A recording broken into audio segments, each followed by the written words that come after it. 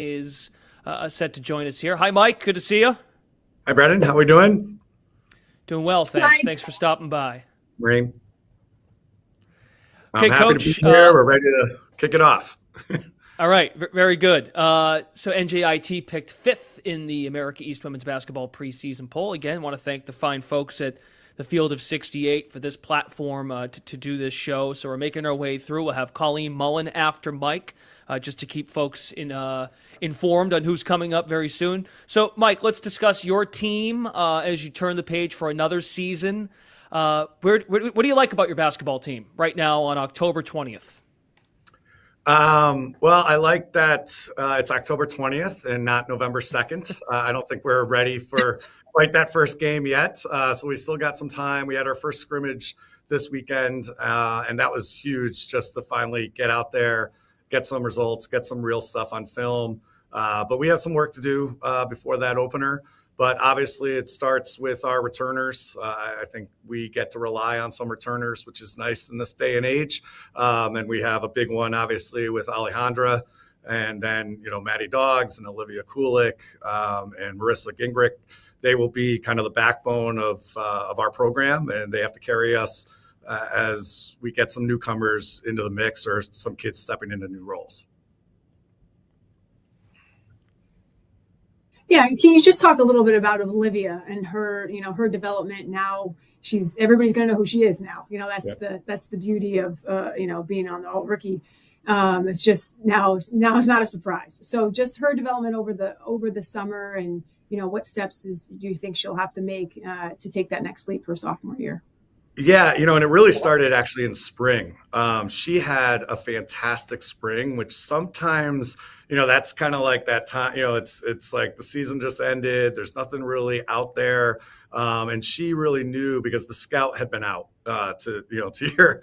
They knew they could be physical with her. They knew they were making her dribble. So she really worked off the bounce a lot more. She played point guard a lot as a high school player just because of her high school. She was like inbounding the ball, getting the ball back, breaking the press, then in the half court, giving it up, and then kind of running through some stuff. So she's very comfortable with the basketball. She didn't do that a whole lot last year for us. So we love that she can really grow her game off the bounce, get to the free throw line. She's too good of a shooter not to be taking, 4 or 5 free throws a game. So she's got to get some easy points. We know our offense can provide her some open threes, but we're going to have to find her some opportunities at the rim and opportunities at the line. And I think she's really grown over this offseason, which has been really fun to watch because she is so good, and she can do so many things. And she really does swing between playing the 4 and playing the 3. She was really able to learn how to guard in the post last year, which allowed us to be more versatile. So, there's a lot more good basketball in Olivia, and she still has a very high ceiling.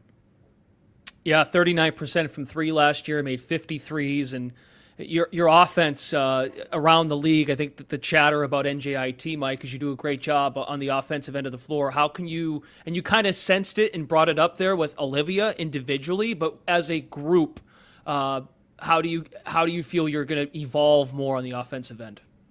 Yeah, well, last year was the first year in the offense. That was a new offense for us last year, and we really scored very well, and we moved the ball very well. Our assists were up, our field goal percentage was up, our scoring per game was up, our turnovers were down. These are really good metrics for us. So we feel like we can score with anybody. You didn't mention that nobody's talking about our defense around the league, and that's where we have to make some improvements. I didn't get there yet. But that we know we can score. I think we're a little bit more dynamic. We lose a big piece, obviously, down low with Trinity Williams graduating. So we have to find some points off the block and off rolls. But we'll find that, I think. I think our offense can generate that, and we have some answers there. But I really love how we've grown in this offense and really even teaching it. The first year teaching an offense, even after games, you yourself are like, oh, maybe I'm not teaching that right. Or now that you see it live, you can make some tweaks. And so I felt going into this year, just in that off season, it was like a different way to teach it. And, and a good thing, I think we're ahead. Certainly our offense is ahead of where our defense is right now, but we're excited about that for sure. Great. As a coach, you hate to hear this, but from my experience, when this happens, the next year we learn from it. But one of the stats I saw, you lost 7 games by 5 points or less. Yeah. And I think just with who you have coming back, and like you said, another year under their belt with their offense. How are you feeling about that? Like, after those kind of tough losses, did they dwell? Were they really, really upset about it? Were they motivated by that? I mean, just with that young group now that they're a year older.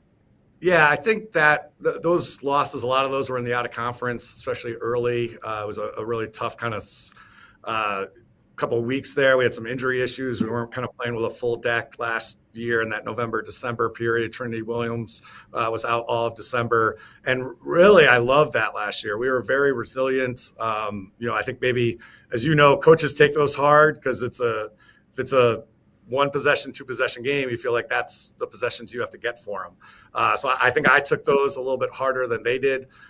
They were always ready to bounce back. They were always ready to play. And we came off a very poor, November and December. And I think we had a very successful conference season. So kind of proving that it didn't really take effect. But I think those are lessons that we have to carry forward. I think one is it is that defensive side of the ball. Our offense is scoring.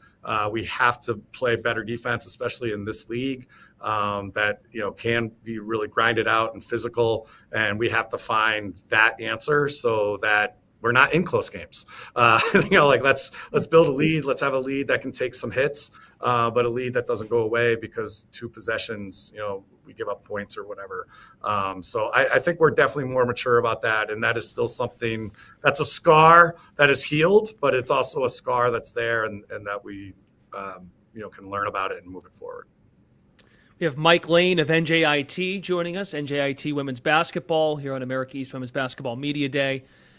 I feel like I keep beating a dead horse on this, Mike, but I think it's so cool when you examine your league, and Maureen and I talked about this off the top of the show, just the continuity in the league. You're one of 8 head coaches that were here last year, but we talked to Elisa, we talked to Amy, and it's like it's fun, and even the Power 4 teams, when you look across the country, like, you get familiar with everybody and you understand identities of programs, and that seems like a tough thing to do these days with the current landscape. But when you look around your league, and especially how your team continues to improve, and you ran a new offense last year, so you're looking to make another stride and really be in that mix and have an opportunity to be in the conference tournament, make a deep run. But when you look at your league and just having the familiarity with other coaches and other programs, what have you learned the most about the conference now, being around for almost, I think it's almost 10 years now, if I'm not mistaken? Are you getting closer to 10? This will be my 8th year. Okay. And it's the 6th year in the America East, or 5th year in the America East.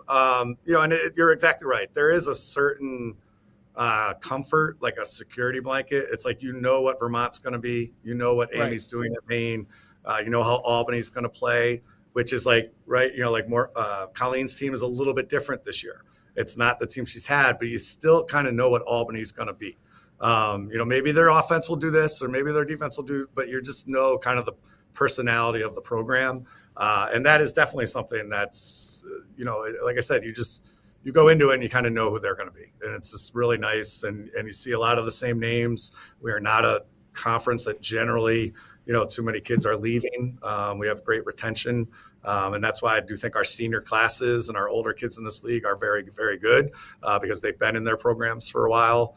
And so it's a really fun league. I always say it's a 5-point game with 5 minutes left kind of league, in, night out. That's probably where it's going to be. It might not turn into a close game. Maybe that 5-point game turns into a 12-point loss because they pull away or whatever, but it's a dogfight. The personalities of the coaches, the personalities of the programs, and it's a challenge every night. Those Thursday, Saturdays are tough on each and every coaching staff in this league, no doubt.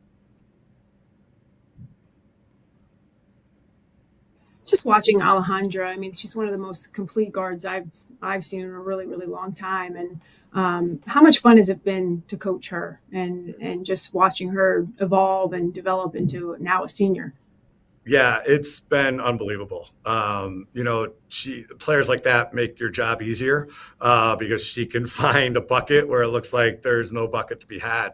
And she just has that amazing ability to kind of slalom through kids that are bigger, kids that are faster, kids that are quicker. But she just can manipulate space really so well. And she has improved every year. She is such a gym rat. She wants to know the game better.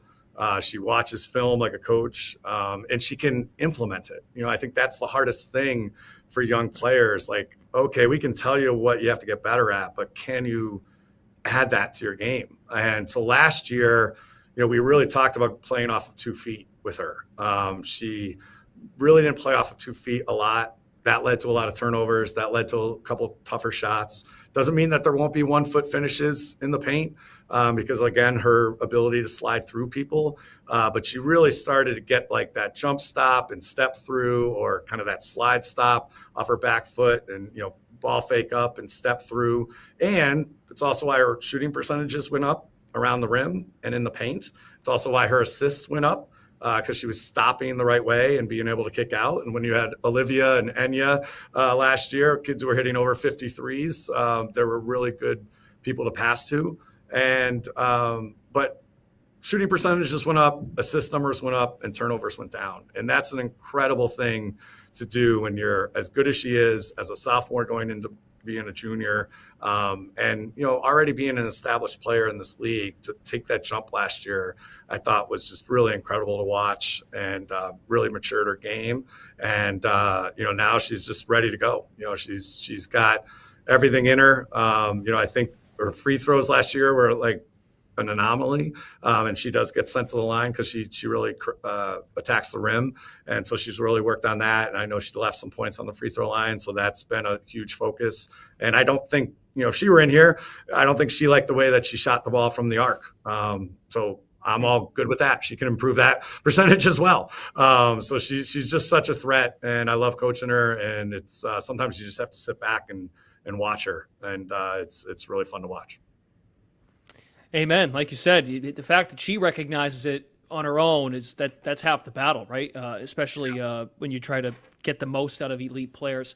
We'll get you out on this. How do you feel about your non-conference? So you mentioned the grind, right? When you get to January, February, the Thursday, Saturday. What is give us the temperature of this November, December slate that gives you confidence that will prepare you for that grind of league play?